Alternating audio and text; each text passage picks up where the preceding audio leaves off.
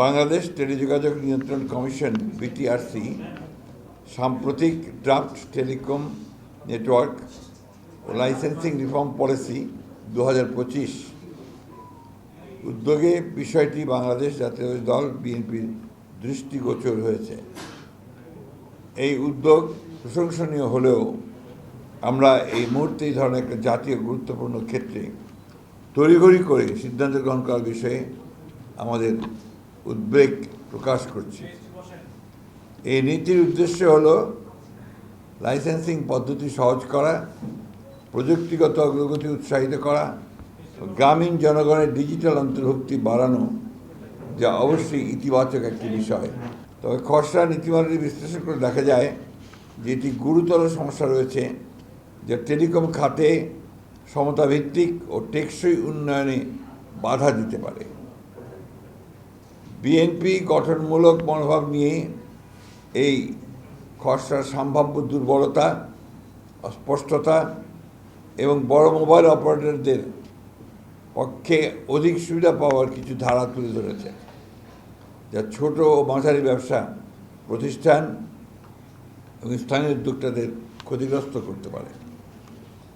আমরা সরকারকে জানাই এই মূল গুরুত্বপূর্ণ নীতি বাস্তবায়নের আগে তারা যেন পূর্ণাঙ্গ আর্থিক ও সামাজিক প্রভাব বিশ্লেষণ এবং সংশ্লিষ্ট সব পক্ষের এসএমই বিশেষজ্ঞ ভোক্তা সংগঠনের সঙ্গে অংশগ্রহণমূলক আলোচনা করার পর নীতিমালা চূড়ান্ত করেন। বিশেষ করে সামনে জাতীয় নির্বাচনকে সামনে রেখে বিবেচনায় রেখে এই ধরনের একটি জাতীয় গুরুত্বপূর্ণ নীতিমালা এ সময়ে একতরফাভাবে প্রণয়ন করা সমীচীন হবে না বলে বিএনপি বিশ্বাস করে। সম্ভাব্য সমস্যা ও চ্যালেঞ্জ: বাজারে একচেটিয়া আধিপত্যের ঝুঁকি, একাধিক সেবা খাতে মালিকানা রাখার নিষেধাজ্ঞা তুলে নিলে বড় মোবাইল অপারেটররা একাধিক খাতে একচেটিয়া নিয়ন্ত্রণ প্রতিষ্ঠা করতে পারবে। এতে প্রতিযোগিতা কমে যাবে, ছোট প্রতিষ্ঠানগুলো পিছিয়ে পড়বে। এসএমইদের আর্থিক সংকটে পড়ার আশঙ্কা দেখা দেবে। ডিরেগুলেশনের নিয়ন্ত্রণ শিথিল পরে এসএমই, বিশেষ করে স্থানীয় আইএসপি বা ছোট টেলিকম অপারেটরদের সম্পদ ও দায়বদ্ধতা নিয়ে সুস্পষ্ট দিক নির্দেশনা না থাকায় তারা বড় ধরনের আর্থিক সংকটে পড়তে পারে।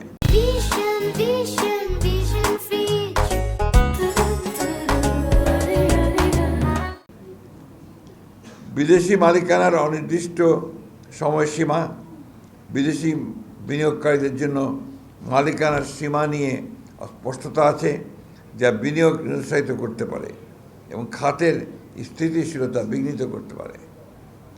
2. অস্পষ্ট ও অনির্ধারিত বিষয়: ক্রস ওনারশিপের ফাঁকফোকর, উলম্ব ও সমান্তরাল মালিকানার বিষয়ে পরিষ্কার ব্যাখ্যার অভাবে বড় কোম্পানিগুলো আরও বাজার দখল করে নিতে পারে। এন্টারপ্রাইজ সার্ভিসের সীমা অস্পষ্ট: মোবাইল অপারেটরদের ফাইবার ভিত্তিক ব্যবসা সংযোগ সেবা কোথাও সীমাবদ্ধ তাই স্পষ্ট নয়, ফলে বিবাদ ও অসাম্য তৈরি হতে পারে। নতুন প্রযুক্তির বিষয়ে স্পষ্টতা নেই।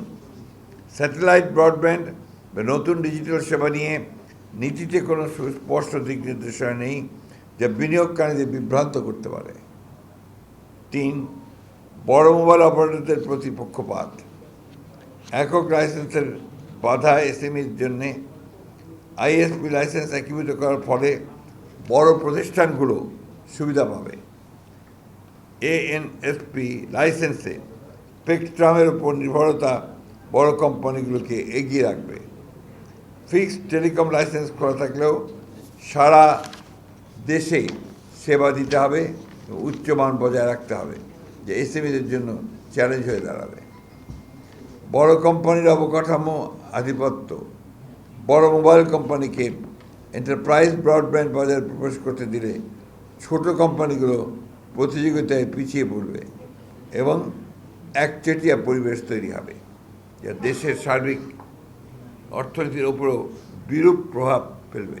নীতিমালায় বিদ্যমান অপারেটরদের সুবিধা: কিছু নীতিমালায় স্পষ্টভাবে বড় কোম্পানির সুবিধা বজায় রাখা হয়েছে, যা প্রতিযোগিতায় নয় বরং আধিপত্য বাড়াবে। তাছাড়া খসড়া নীতিমালায় লাইসেন্স ফি, শর্তাবলী, কার্যকারিতা ইত্যাদি বিষয়ে বিস্তারিত কিছুই প্রকাশ করা হয়নি, যা স্বচ্ছতার অভাব নির্দেশ করে। আমরা সরকারকে আহ্বান জানাই, এসএমই প্রযুক্তি বিশেষজ্ঞ, গ্রাহক সংগঠন সহ সব পক্ষকে নিয়ে খোলামেলা আলোচনা করার পর যেন এই ধরনের একটি গুরুত্বপূর্ণ নীতিমালা চূড়ান্ত করার সিদ্ধান্ত গৃহীত হয়।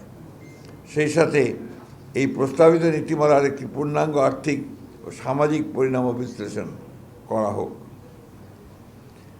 বিশেষ করে এসএমই ও স্থানীয় ব্যবসায়ীদের সম্ভাব্য ক্ষতি, কর্মসংস্থান হ্রাস এবং অর্থনীতির উপর প্রভাব বিবেচনায় রেখে এটি করা গুরুত্বপূর্ণ।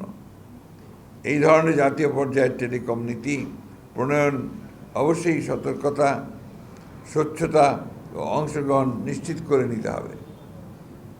সামনে জাতীয় নির্বাচন থাকায় তাড়াহুড়ো করে সিদ্ধান্ত নেওয়া উচিত হবে না। বিএনপি বিশ্বাস করে সবার জন্য উপকার বয়ে আনে এমন নীতি গ্রহণযোগ্য।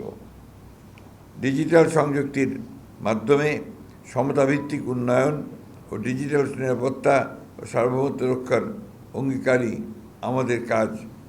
আমরা কাজ করে যাব।